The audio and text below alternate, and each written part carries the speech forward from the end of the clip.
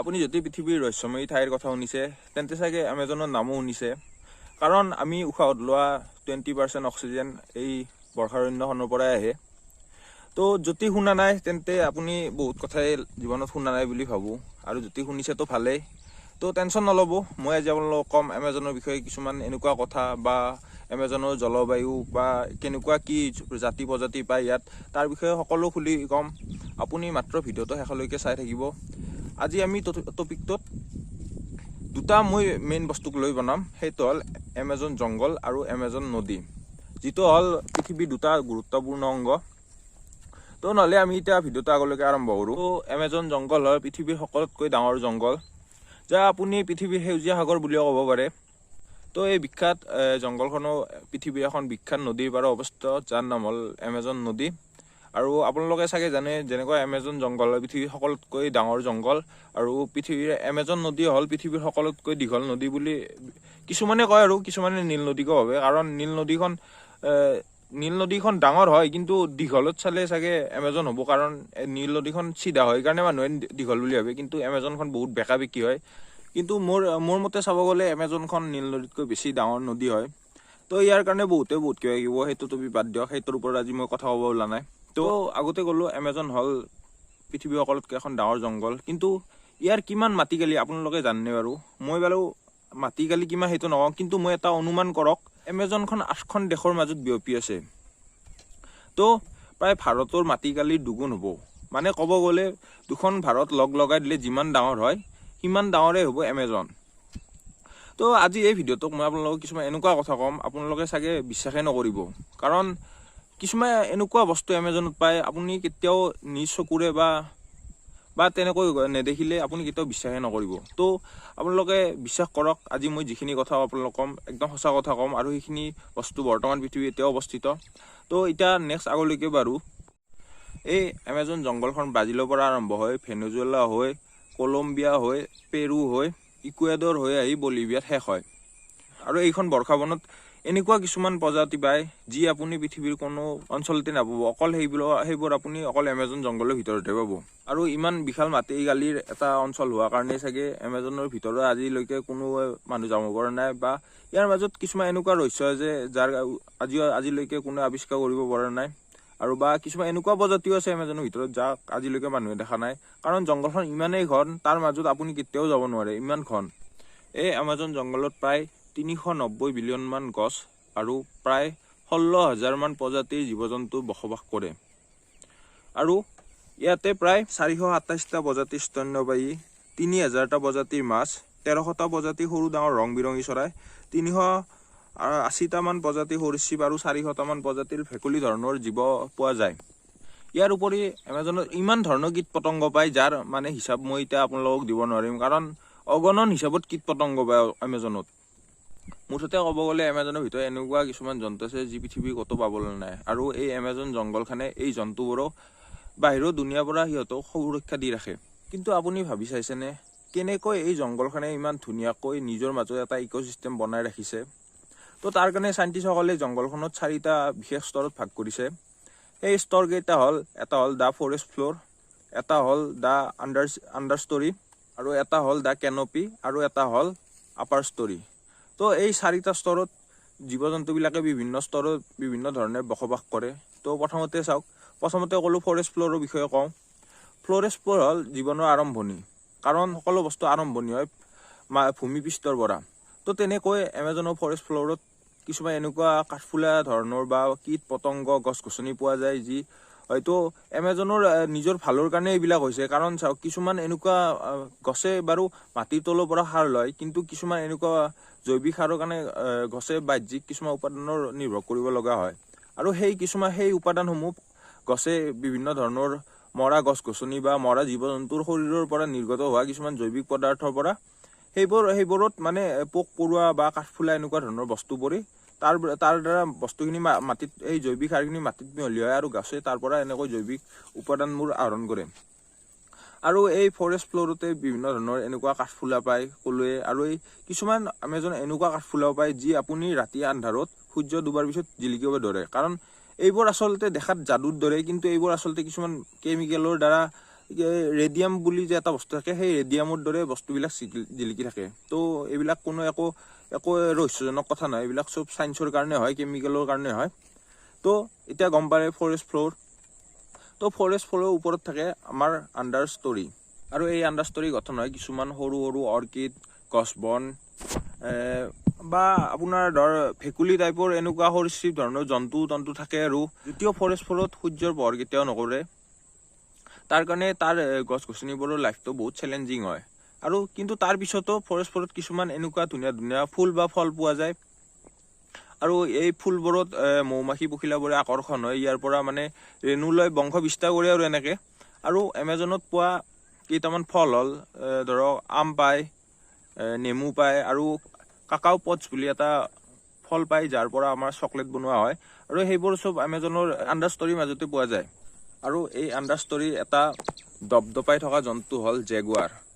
জেগুৱাৰ হ'ল আমেৰিকা সকলোতকৈ ডাঙৰ মেকুৰী পৰিয়ালৰ জন্তু এটা, আৰু ই এমেজনৰ সকলোতকৈ ভয়ংকৰ চিকাৰী জন্তু বুলিও ক'ব পাৰি। কাৰণ ইয়াৰ এমেজনত বসবাস কৰা বনৰীয়া গাহৰি, হৰিণ এইবিলাক সকলো জেগুৱাৰে চিকাৰ কৰি খায়। আণ্ডাৰ ষ্টৰীৰ 200 ফুট ওপৰত অৱস্থিত হ'ল নেক্সট আমাৰ তৃতীয় স্তৰ কেনপি। আৰু এই স্তৰটো হ'ল এমেজনৰ সকলোতকৈ বিখ্যাত স্তৰ এটা, য'ত আপুনি সকলো ধৰণৰ চৰাই চিৰিকটি, জীৱ জন্তু, নানা ধৰণৰ বস্তু কেনপিতে পাব। এমেজন বৰ্ষাবনক এই কেনপি স্তৰে এখন ঢালৰ দৰে সুৰক্ষা দি থাকে। আৰু কেনপি অঞ্চলটো ইমান ঘন হয়, তাত মানে আপুনি কিবা এটা জীৱ জন্তু দেখাটো বহুত টান কথা। আৰু বিজ্ঞানীসকলে কৈছে যে বেছিভাগ জীৱ জন্তু এই কেনপি অঞ্চলৰ পৰাই আৱিষ্কাৰ হৈছে, যদিও এই কেনপি অঞ্চলত জীৱ আৱিষ্কাৰ কৰাটো বহুত টান কথা। যোনে কৰে সিহঁতে গম পায়, কাৰণ ইমানবিলাক গছৰ পাত কিবা কিবি, তাতে আৰু ক'ত কি লুকাই থাকে একো গম নাপায়। তো এই কেনপিটো তেনেকুৱাই, ইয়াতে জীৱবিলাক লুকাই থাকে। তো কেনপিতে আপোনাৰ কিছুমান বিলুপ্তপ্ৰায় প্ৰজাতিৰ চৰাই, ধনেশ পক্ষী এনেকুৱা ধৰণৰ দেখা পাব, বা কিছুমান মাকাও বুলি এটা ভাটৌ আছে, এনেকুৱা ধৰণৰ ভাটৌবিলাক এই কেনপি অঞ্চলতে দেখা পাব। আৰু কেনপিতে এমেজনৰ এটা বিখ্যাত প্ৰজাতি বান্দৰ প্ৰজাতি পোৱা যায়, য'ত আপোনাৰ spider monkey, howling monkey, capuchin monkey বুলি এনেকুৱা কিছুমান বান্দৰৰ প্ৰজাতি পোৱা যায়। আৰু এই কেনপিয়ে হ'ল সকলো জীৱ জন্তুৰ আচল ঘৰ। নেক্সট আপোনাৰ কেনপি গ'লোঁ, আণ্ডাৰ ষ্টৰী গ'লোঁ বা ফৰেষ্ট ফ্ল'ৰ গ'লোঁ। নেক্সট আমাৰ ফাইনেল স্তৰ হ'ল দ্য আপাৰ ষ্টৰী। এইখন হ'ল এমেজনৰ জংঘলৰ শেষ, য'ত এইখন জংঘলখন এখন সেউজীয়া সাগৰৰ দৰে দেখা পায়। ইয়াত সূৰ্যৰ পোহৰ ডাইৰেক্ট পৰে, আৰু সেইকাৰণে ইয়াত বিভিন্ন ধৰণৰ ফল ফুল এনেকুৱা বহুত বস্তু হয়। কিন্তু বেছিভাগ মানে জীৱ জন্তু এই কেনপি অঞ্চলতে থাকে। আণ্ডাৰ ষ্টৰীত কিছুমান চিকাৰী জন্তু যেনেকৈ ঈগল, ফেঁচা এইবিলাকে বাহ সাজে, আৰু তেওঁলোকে মানে চিকাৰ কৰে, আৰু ওপৰত যিবিলাক বান্দৰ চান্দৰ এইবিলাক চিকাৰ কৰি খায়। তো এই চাৰিটা হ'ল প্ৰথম এমেজনৰ মুখ্য স্তৰ। আৰু এই চাৰিটা স্তৰ যদিও আমি মানুহে চাৰিটা স্তৰত বগাইছোঁ, কিন্তু আচলতে সঁচাকৈ ক'ব গ'লে এই চাৰিওটা স্তৰ এটা ইক'চিষ্টেমৰ মাজতে অৱস্থিত, যাৰ নাম হ'ল এমেজন ইক'চিষ্টেম। আৰু এই চাৰিটা স্তৰ মিলিয়ে এখন বিখ্যাত জংঘল হৈছে, আৰু এই চাৰিটা স্তৰে মানে জংঘলখনৰ আয়ুস আৰু স্বাস্থ্যৰ ওপৰত বহুত বেছি নিৰ্ভৰ কৰে। তো এতিয়া আপুনি গম পালে এমেজন জংঘলখন কেনেকুৱা কি। তো নেক্সট আপোনাক কওঁ এমেজন নদীৰ কথা, এখন বিখ্যাত নদী। যেনেকৈ এমেজন জংঘল আমাৰ পৃথিৱীৰ কাৰণে খুব দৰকাৰী, এমেজন নদীখনো খুব দৰকাৰী। কাৰণ এমেজন নদী পৃথিৱীৰ সকলোতকৈ পানী প্ৰডিউচ কৰে সাগৰত এমেজন নদীয়ে। পৃথিৱীৰ 20% নদী এমেজন নদীৰ লগতে জড়িত আছে। আৰু এমেজন নদীয়ে ইমান পানী যোগান ধৰে সাগৰত, যে আপোনাৰ পৃথিৱীত টপ 14খন যদি নদী লয়, সেই নদীকেইখনে যিমান পানী প্ৰডিউচ কৰে গোটেইখিনি মিলিও এমেজন নদীৰ সমান হ'ব নোৱাৰে। আৰু এই এমেজন নদী পানীসমূহ যায় আটলান্টিক সাগৰত পৰে। তো এমেজন নদীতো কিছুমান এনেকুৱা ধৰণৰ প্ৰজাতি পায় যি আপুনি পৃথিৱীৰ ক'তোৱে নাপাব। যেনে আপোনাৰ পিৰানা মাছ এটা পায়, ঘৰিয়াল পায়, কাছ পায়, আৰু ইলেক্ট্ৰিক ইল বুলি এডাল মানে কুচিয়া টাইপৰ মানে মাছ, আৰু কিন্তু সিহঁতৰ মানে গাত কাৰেণ্ট উৎপন্ন হয়। আৰু লগতে গুলপীয়া ডলফিন এনেকুৱা ধৰণৰ বহুত বস্তু এমেজন নদীত পোৱা যায়। আৰু এমেজনত যেতিয়া গৰমৰ দিনত বৰষুণ আহে, তেতিয়া এমেজনত ভয়ংকৰ বানপানী সৃষ্টি হয়। আপুনি বিশ্বাস নকৰিব, প্ৰথমতে কৈছোঁ এমেজন এখন বৰ্ষাৰণ্য। বৰ্ষাৰণ্য মানে হ'ল বৰ্ষাৰণ্যে নিজে মানে বৰষুণ উৎপন্ন কৰিব পাৰে, মানে জংঘলখনৰ লাগতীয় পানীখিনি নিজে উৎপন্ন কৰি ল'ব পাৰে। তো এমেজন বৰ্ষাৰণ্য হোৱাৰ কাৰণে এমেজনত ইমান বৰষুণ দিয়ে, আপুনি বিশ্বাস নকৰিব। এতিয়া মই যেতিয়া ভিডিঅ'টো বনাই আছোঁ, তেতিয়াও বৰ্তমান এমেজনত আপুনি গুগলত চাই ল'ব পাৰে, এমেজনত বৰষুণ দি আছে। আৰু লগতে আজি বুলিয়ে নহয়, এই গোটেই সপ্তাহটো বৰষুণ দিব। আপোনাক মই ইয়াতে দেখাই দিছোঁ, আপুনি চাই লওক। মই থুলমূলকৈ এমেজন নদী বা এমেজন জংঘলৰ কথা ক'লোঁ। লগতে আপোনালোক কেইটামান এনেকুৱা প্ৰজাতিৰ বিষয়ে ক'ম এমেজনত পোৱা, যি আপুনি হয়তো জীৱনত কেতিয়াও দেখা নাই আৰু দেখাও নাপাব।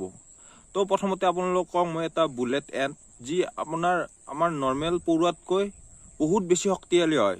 পৃথিৱীৰ সকলোতকৈ ডাঙৰ পৰুৱা বুলি কোৱা হয় বুলেট এণ্টক। আৰু বুলেট এণ্টৰ নামটো এনেই বুলেট এণ্ট পৰা নাই। ই এনেকুৱা এটা পৰুৱা যাৰ আপুনি কেতিয়াও মুখামুখি হ'ব নোখুজিব। কাৰণ যেতিয়া বুলেট এণ্টে মানুহক কামোৰে, তেতিয়া মানুহে কয় তাৰ বিষ একদম প্ৰায় গুলি লগাৰ দৰে একদম চেম বিষ হয়। আৰু সেইকাৰণে ইয়াৰ নাম বুলেট এণ্ট বুলি কোৱা হয়। আৰু লগতে ইয়াৰ বিষ প্ৰায় 24 ঘণ্টালৈকে থাকে। তো আৰু ইয়াৰ উপৰিও এমেজনত পায় এটা পৃথিৱীৰ বিখ্যাত বস্তু, যাৰ নাম শুনিলে মানে আৰু মানুহে গম পায় আৰু মানে এইটো ডাঙৰ বস্তুৱে। তাৰ নাম হ'ল গ্ৰীণ এনাকন্দা। আপুনি চাগে এনাকন্দা চিনেমাখন চাইছে। তো চিনেমাখনৰ দৰে এনেকুৱা ইমান ডাঙৰ নহয় যে আপোনাৰ ইমান ডাঙৰ এজাল সাপ হ'ব, কিন্তু গ্ৰীণ এনাকন্দা প্ৰায় 30 ফুট দীঘল হ'ব পাৰে আৰু ইয়াৰ ওজন 250 কেজিলৈকে যাব পাৰে।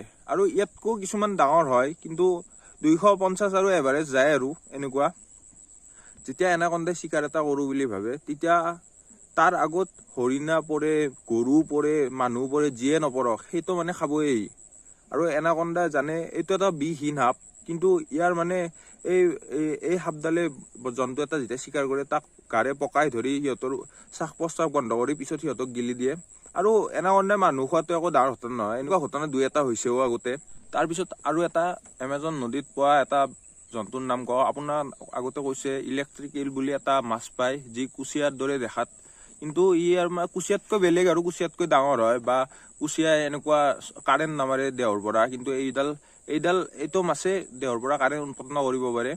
আৰু কিন্তু ইলেক্ট্ৰিক ইলে মানুহৰ ওপৰত এটেক কৰাটো বহুত ৰেয়াৰ ঘটনা। কিন্তু যদি আপুনি কেতিয়াবা ধৰক কোনোবাই পানীত নামিছে, তাৰ ওপৰত খোজ পৰিছে, তেতিয়া সি তাৰ দেহৰ পৰা 840 ভল্টলৈকে কাৰেণ্ট উৎপন্ন কৰি আপোনাক শ্বৰ্ট কৰি দিব পাৰে। ইলেক্ট্ৰিক ইলৰ দেহৰ শ্বৰ্ট লাগি মানুহ মৰিছেও আগতে। এনেকুৱা ঘটনা মাজে সময়ে ওলাই থাকে। ইয়াৰ উপৰিও পিৰানা বুলি এটা মাছ পোৱা যায়, যাক আপুনি খাব নোপোৱা মাছ বুলিও ক'ব পাৰে। আমাৰ মানে কামৰূপীয়া ভাষাত খাব নোপোৱা বুলি কয়। তো এনেকুৱা এটা মাছ, যি মানে আপোনাৰ যদি চিকাৰ কিবা খাওঁ বুলি ভাবিছে, তেতিয়া আগত যিয়ে নপৰক 1 ছেকেণ্ডতে তাক শেষ কৰি দিব। আপুনি বিশ্বাসে নকৰিব, ইমান ভয়ানক এটা মাছ।